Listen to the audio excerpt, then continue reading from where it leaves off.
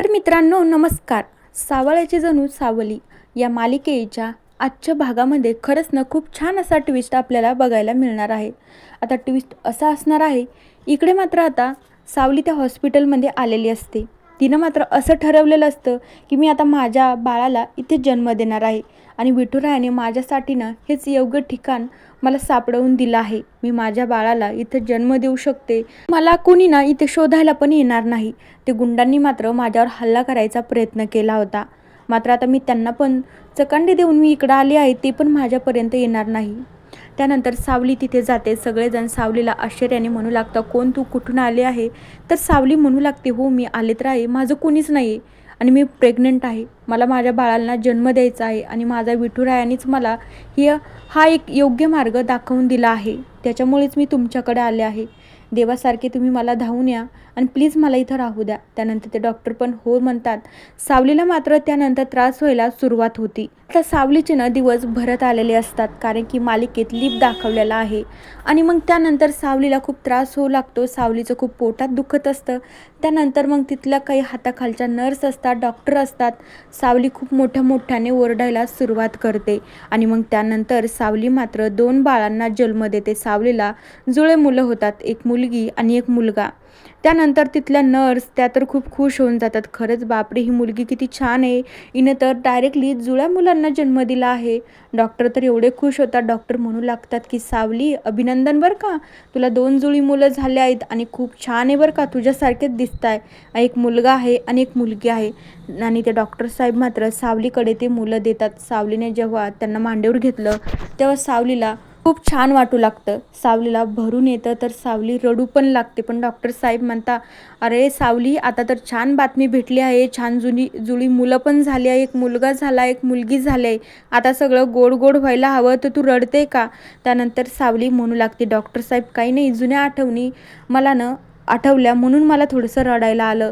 त्यानंतर सावलीला असं कळतं की आता माझ्या मुलांच्या जीवावर कुणीतरी उठलं आहे. ते गुंडे मात्र सावलीला असा भास होतो ते गुंडे नक्कीच बाहेर आले असतील.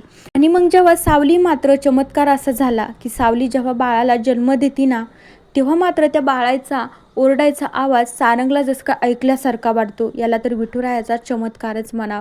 आणि मग त्यानंतर ते गुंडेही मात्र सावलीचा शोध घेत घेत ते हॉस्पिटलपर्यंत येतात.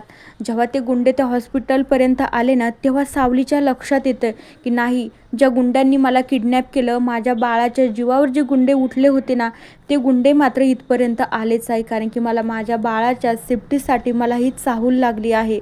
त्यानंतर सावली तिच्या दोन्ही मुलांना घेते आणि तिथून पळ काढते. त्यानंतर ते गुंडे पण सावलीचा पाठलाग करतात. सावली पुढे जाते पळत पळत, पण तिच्या लक्षात येत नसतं की विठुराया काहीतरी मार्ग दाखव. आधी तू मार्ग दाखवला म्हणून मी या 2 बाळांना, 2 जीवांना जन्माला घातलाय. आता तूच काहीतरी चमत्कार कर आणि काहीतरी मला योग्य मार्ग दाखव, त्याच्याशिवाय माझं काही खरं नाही. सावली खूप घाबरून गेलेली असते, इकडे तिकडे फिरू लागते, तिला काही कळत नसतं. ते गुंडे देखील सावलीचा पाठलाग करू लागतात. सावली खूप मोठ्या जंगलात घुसलेली असते. तिकडं फक्त एक ट्रेनचं ऑप्शन असते की सावली त्या ट्रेननं तिच्या बाळाला दुसरीकडे घेऊन जाऊ शकते. आणि मग त्यानंतरच सावली जिकडं भटकत असते तिथनं मात्र सारंगची गाडीसुद्धा जाते. पण सारंगला एक चाहूल लागते की माझं जवळची व्यक्ती असं इथं आहे, मला असं भासलं. त्यानंतर सारंग लक्ष देत नाही आणि तिथनं निघून जातो. ते गुंडे मात्र मग सावलीचा पाठलाग करत करत तिच्या पाठीमागे आलेले असतात. सावलीकडे तर दुसरा कुठला ऑप्शन उरलेला नसतो. त्यामुळे आता सावलीला फक्त एक ट्रेनचा ऑप्शन असतो. त्यामध्ये सावलीला आता ट्रेन दिसती. सावलीला मात्र त्या ट्रेनमध्ये बसून तिच्या मुलांना यांच्यापासून खूप लांब घेऊन जायचं असतं. त्यामुळे सावली ट्रेनमध्ये जाते. ते गुंड मात्र सावलीचा पाठलाग करत करत त्या ट्रेनमध्ये पण येतात आणि मग त्यानंतर सावलीकडचं एक बाळ घेतात हिसकावून. सावली मात्र तिच्या बाळाला सोडतच नसते.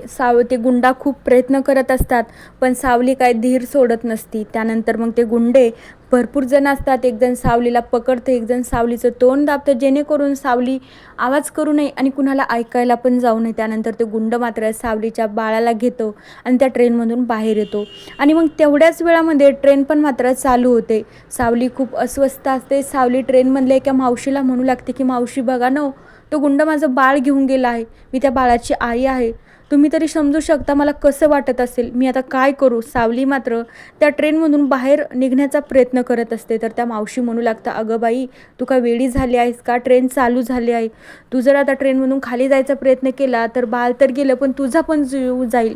दुसऱ्या बाळाची तुला काळजी नाही आहे का. पण त्या गुंडांना वाटत असतं की सावलीला एकच बाळ झालं आहे, पण तसं नाही, सावलीने 2 जुळी मुलांना जन्म दिला आहे. आणि मग ते गुंडे मात्र त्या बाळाला घेऊन बाहेर आल्याच्या नंतर राजकुमारचं त्यांना सांगणं असतं की त्या सावलीच्या कार्ट्याला न एखादी विहीर किंवा एखादी नदी बघून त्याला डायरेक्टली पुलावरून किंवा टाकून द्या.